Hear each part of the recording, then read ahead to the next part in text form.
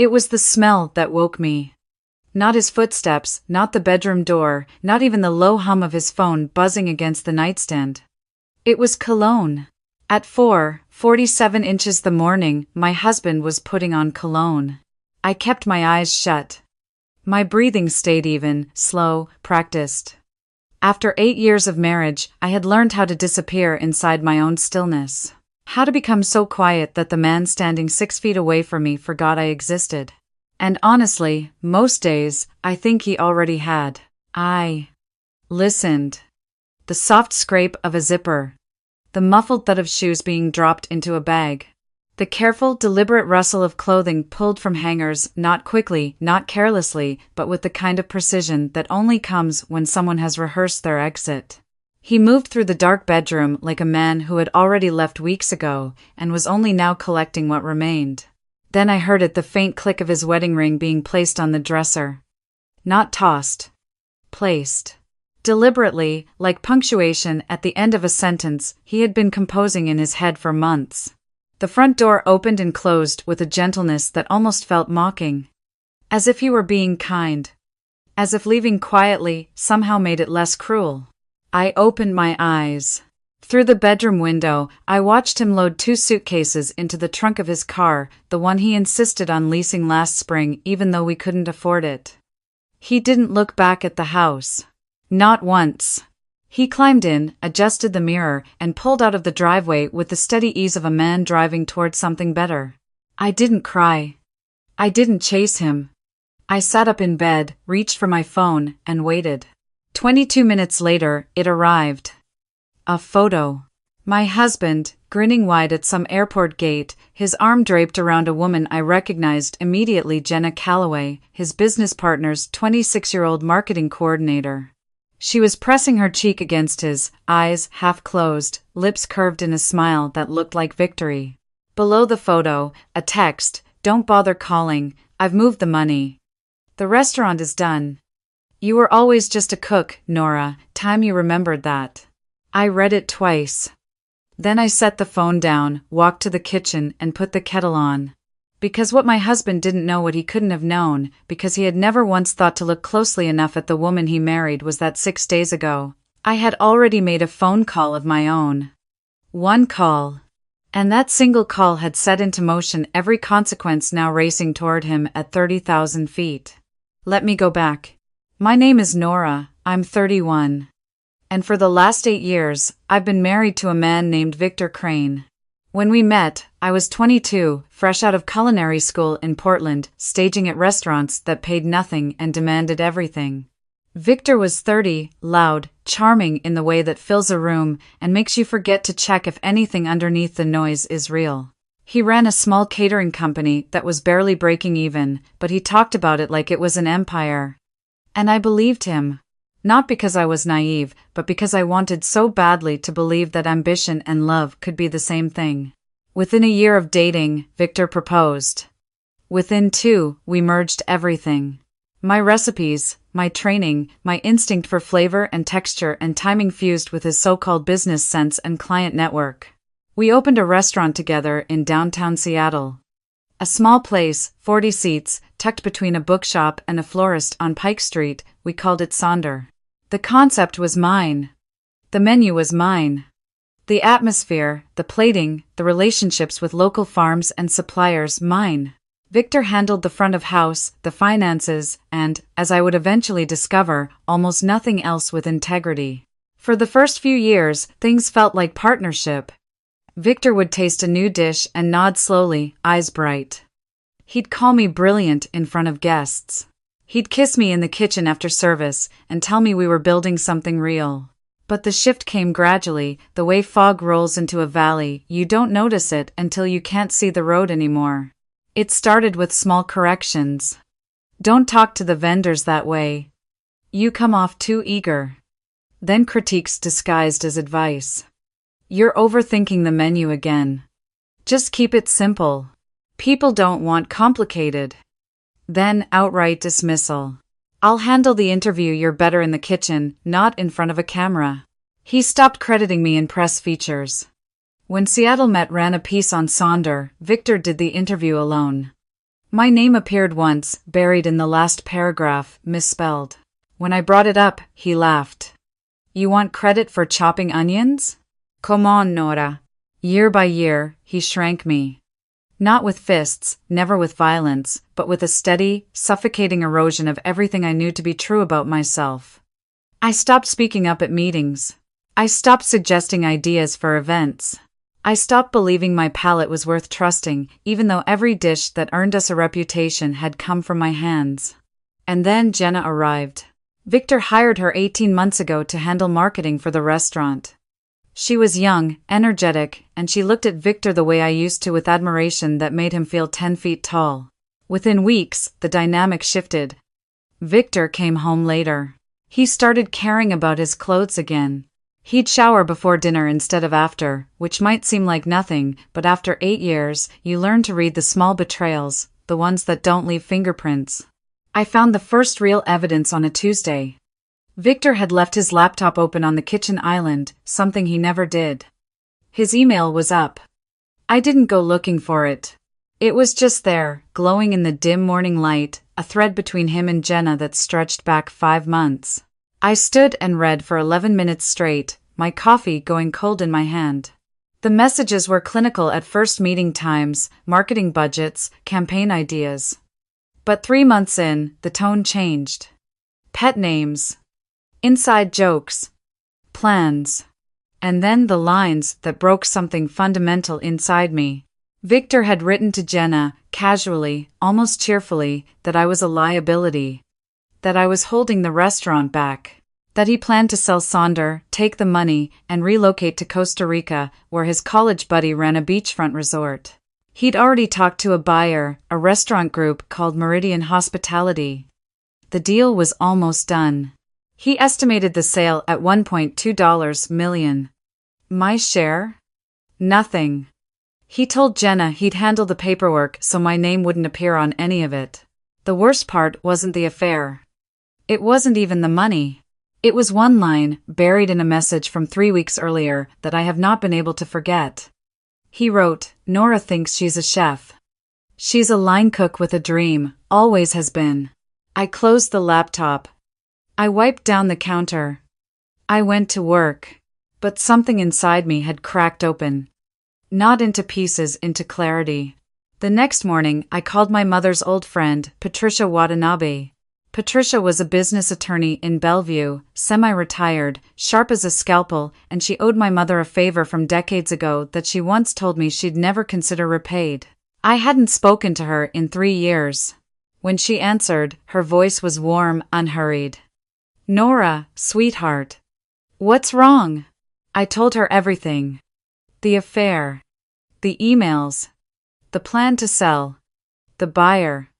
Patricia listened without interrupting. When I finished, the line went silent for a long moment. Does Victor know you saw the emails? No. Good, don't let him find out. I need 3 days. Those 3 days changed everything. Patricia pulled our incorporation documents, reviewed every contract tied to Sonder, and discovered what Victor had either forgotten or never understood. When we formed the LLC, I was listed as a co-owner with a 51% stake. My mother had insisted on it when she lent us the startup capital.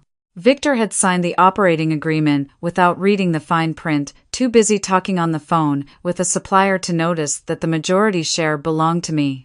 Patricia also found that the proposed sale to Meridian Hospitality required both owners' signatures.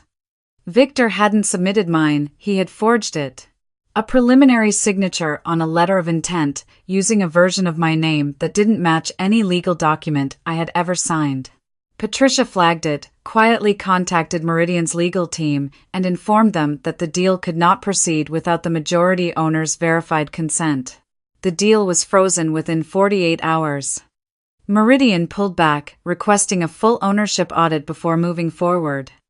Victor wouldn't know any of this until it was far too late. On the 6th day, the day I made that phone call, I called Patricia one final time. File everything, I told her. Transfer of operational authority, notice to the bank, freeze on the business accounts, and the divorce petition. All of it. Today. Are you sure? She asked. Not because she doubted me, but because she respected me enough to confirm. I've never been more sure of anything. That was 6 days before Victor put on cologne at 4:47 inches the morning and walked out of our home believing he had won. Now here I was, standing in my kitchen, steam curling from a mug of chamomile, sunlight just beginning to warm the tile floor. My phone sat face up on the counter, his cruel little message still glowing on the screen. I picked it up, read it one more time, "You were always just a cook, Nora," and deleted the entire thread. Then I called Patricia. "It's done," she said before I even spoke. "The accounts are locked, the operating authority transfer is filed, Sonder is yours. His access to everything, bank accounts, vendor accounts, the POS system, has been revoked as of 30 minutes ago. And the divorce filing? Served electronically to his attorney's office this morning. He'll receive formal papers within the week, but he's been legally notified." I exhaled. Not with relief, not with triumph, but with the quiet, bone-deep recognition that the worst part was already behind me. "Thank you, Patricia." "You don't owe me thanks, Nora. You owe yourself about 10 years of credit you never took." After I hung up, I stood in the middle of my kitchen and did something I hadn't done in months. I cooked. Not for a customer. Not for Victor, not for anyone but myself. I pulled out eggs, fresh herbs, a block of Gruyere I'd been saving. I toasted sourdough in the cast iron until it was golden and fragrant. I made an omelette perfectly folded, soft in the center, and ate it slowly at the table by the window, watching the rain trace silver lines down the glass. It was the best meal I'd had in years. Not because of the food, because of the silence. Around noon, my phone rang. The name on the screen made my stomach tighten for just a moment, but only a moment. It was Marcus Webb, Sonder's head chef de cuisine, the man who had run the line beside me for 5 years and never once questioned my talent. "Nora, what's going on?" "Victor called me 20 minutes ago, screaming about being locked out of the accounts. He said you lost your mind." "Marcus, sit down if you're not already." I told him everything. The affair. The forged signature, the attempted sale, the frozen deal, the divorce. Marcus was quiet for a long time. Then he laughed, not a bitter laugh, but the kind that sounds like someone who's been holding their breath finally letting go. "Nora, I've been waiting for this call for 3 years." "What do you mean?" "I mean every single person in that kitchen knows who built Sonder. We've known for a long time that Victor was dead weight. We just didn't know how to say it without hurting you." My eyes burned, but I didn't cry. "Not yet. Can you hold the kitchen down this week?" "I need a few days." "I can hold it down for as long as you need." "And Nora? When you come back as the owner, walk through that door like you built the place." "Because you did." The afternoon passed slowly, and I let it. I moved through the house the way you walk through a room after a storm has passed, carefully, noticing what survived. I opened Victor's closet. Half empty. He had taken his favorite suits, his Italian shoes, the leather duffel his mother gave him. What remained were the leftovers of a man who had already mentally checked out: wrinkled shirts, mismatched socks, a tie with a stain he never bothered to clean. I pulled a cardboard box from the garage and packed everything neatly. Not angrily, not vindictively. Just methodically, the way you wrap knives before storing them with care, because even things that once cut you deserve to be handled properly. I cleared his nightstand next. A watch he never wore. Receipts from restaurants I had never been to. A bottle of the cologne I had smelled that morning. I placed everything into the box and sealed it with packing tape. Then I walked to the small office he had claimed in our second bedroom. My space, he used to call it. I hadn't been inside in months. The door swung open to reveal a mess of papers, empty coffee cups, and a whiteboard covered in notes I couldn't decipher. I opened the window, letting the damp Seattle air flood in, and began sorting through the papers. Most of it was junk: old invoices, scribbled phone numbers, printouts of properties in Costa Rica. But at the bottom of a drawer, I found a folder labeled Meridian Final. Inside were the sale documents. The forged letter of intent with my name, signed in handwriting that looked nothing like mine. Financial projections that inflated Sonder's revenue by nearly 30%. A personal note from Victor to the Meridian CEO, promising a clean transition with no complications from the co-owner. I photographed every page and sent them to Patricia. Then I placed the folder on the desk and closed the door. My phone started buzzing around 3 p.m. Victor, call after call, each one declined. Then texts, first confused, then demanding, then furious. What did you do to the accounts? This is illegal, Nora, I'll sue you. Call me back, now. You have no idea what you've done. I blocked his number. A new number appeared within minutes, probably Jenna's phone. I blocked that one too. Then a third, which I assumed was a hotel front desk. Blocked. I made myself a cup of tea and sat back down. At 4:15, my phone rang from a number I didn't recognize, but something told me to answer. It was my daughter. Well, not biologically, I don't have children. It was Lily, Marcus's 17-year-old, who had spent every summer since she was 12 helping out at Sonder, bussing tables, folding napkins, watching me plate dishes with wide, curious eyes. Nora, my dad told me what happened. Are you okay? I smiled for the first time that day. I'm getting there, Lily. Good. Because I told everyone at school that you're the best chef in Seattle, and I need you to not prove me wrong. I laughed a real, full laugh that echoed off the kitchen walls. I'll do my best. Also, she added, her voice dropping to a conspiratorial whisper, my dad says Victor is probably stuck at some airport right now with no money and no girlfriend. Is that true? I honestly don't know. Well, she said brightly, Karma's a chef too.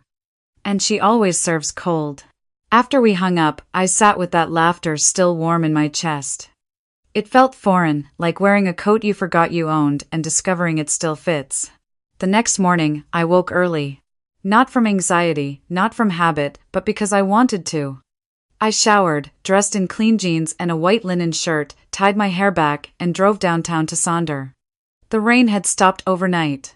Seattle sparkled under a pale winter sun, the kind of light that makes the city look freshly made. I parked in my usual spot behind the building and sat in the car for a moment. Through the back window, I could see the kitchen lights already on. Marcus, probably, prepping for the day. I took a breath, opened the door, and walked in. The kitchen smelled like butter and rosemary and the faint sweetness of onions just beginning to caramelize. Marcus looked up from the cutting board and nodded. No speech, no fanfare. Just a nod that said everything, you belong here. I tied on my apron, washed my hands, and stepped up to the pass. All right, I said, loud enough for the whole kitchen to hear. Let's talk about the new menu. 3 days later, Patricia called with an update. Victor had tried to contact Meridian directly, demanding the sale proceed.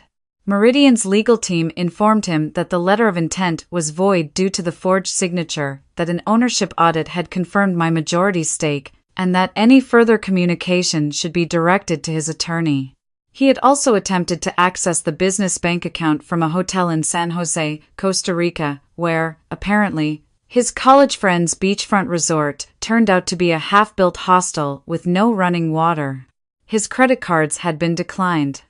The joint account was frozen per the divorce filing. His personal account, which he had drained months ago to fund the Costa Rica plan, held less than $800. Jenna, according to Patricia's sources, had booked a separate flight home within 2 days of arriving. She had already updated her LinkedIn to remove any mention of Sonder or Victor. I didn't feel satisfaction hearing this.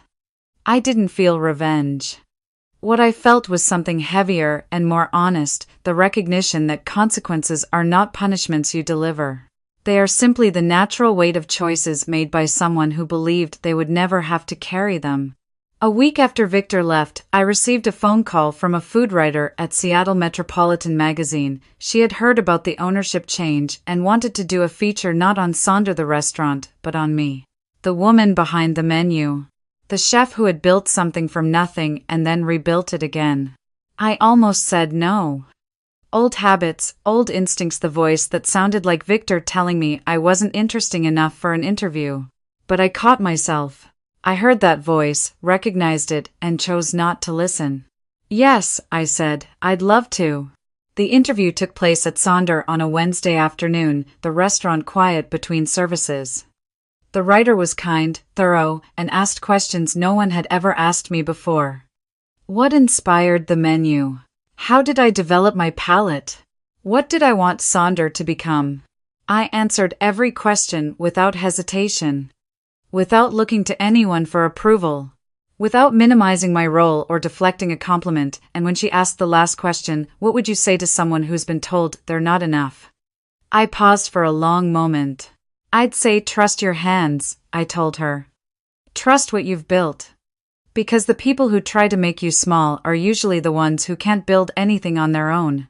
The article ran the following month. My photo on the cover. My name in the headline. My story, told in my own words, for the first time. Victor eventually came back to Seattle, not triumphantly. Not with apologies. He came back, broke, sunburned, and stranded, crashing on a friend's couch in Tacoma. He tried to contest the divorce. Patricia dismantled every argument before it reached a courtroom. He tried to claim half of Sonder's value. The forged documents, the unauthorized sale attempt, and the financial misconduct Patricia had catalogued made his case collapse before it began. The judge awarded me full ownership, the house, and a restraining order after Victor showed up at the restaurant one evening, shouting through the front window that I had stolen his life. I didn't go outside. Marcus called the police. I stayed in the kitchen, plating a deconstructed lemon tart for table 9, my hands steady, my breathing even. The last time I heard Victor's voice was through a voicemail he left from a blocked number 3 months after the divorce was finalized. He sounded tired. Defeated. Not sorry, Victor never learned how to be sorry, but aware, maybe for the first time, that the life he'd thrown away had never really been his to throw. I deleted the voicemail without finishing it. It's been 5 months now. Sonder is busier than it's ever been. We added a weekend tasting menu that sells out every week. Marcus got a raise. Lily started a food blog where she reviews my dishes with the brutal honesty of a teenager who has eaten her way through every restaurant in the city. The Peace in Seattle Met brought in new regulars, new press, new opportunities I never imagined reaching for. Last Tuesday, I stayed late after service. The kitchen was empty, the lights dimmed, the counters wiped clean. I poured myself a glass of wine and sat at the bar, looking out through the front windows at the rain-slicked street, the glow of passing headlights, the quiet pulse of a city settling in for the night. I thought about that morning. The Cologne at 4:47 a.m. The suitcases. The ring placed on the dresser like a period at the end of a sentence. The text that was supposed to break me. You were always just a cook, Nora. I lifted my glass to no one in particular. Yeah, I whispered. And a damn good one.